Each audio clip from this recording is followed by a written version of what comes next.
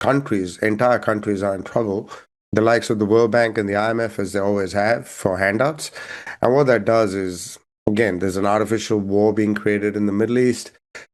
Energy prices go up, countries suffer, countries then have to go with a bowl in a hand to the IMF or the World Bank, who again create money out of thin air, but then take collateral, which is your country's resources or something else that they really need, and they put you in debt. So again, this is just highlighting that the world is in trouble. So many countries are already in financial trouble. Again, this extends to, I don't know if you guys heard, but in India, the Prime Minister actually came out and did a speech where he told his citizens to work from home, to use less cooking oil to cook their curries and all of that. And he said, do not buy gold and silver.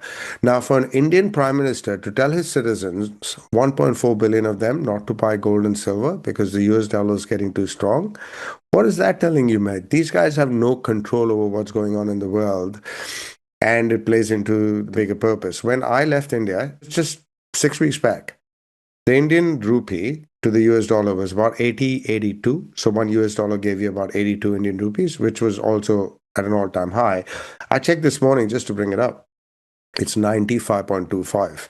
So it's gone from 80, one US dollar gave you 80 Indian rupees to one US dollar now giving you 95 Indian rupees. What is that telling you? The Indian currency is depreciating. And again, I just want to bring this to people's prefrontal cortex to think this through, why it matters. Because then what the central bank has to do is one of two things. It has to increase interest rates to try and attract money in, so people have to buy more Indian rupees to try and prop up the currency. And if they increase interest rates, now think this in New Zealand terms as well. If the New Zealand dollar goes down, the Reserve Bank of New Zealand might have to increase interest rates to get more money flowing in to prop up the New Zealand dollar.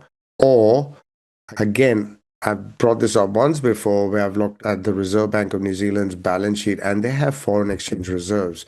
So they start selling their reserves, which means they start dumping US dollars on the open market to buy New Zealand dollars to try and prop up the currency. So again, this is a bit macroeconomic, but people need to realize what's happening in the world is not good times.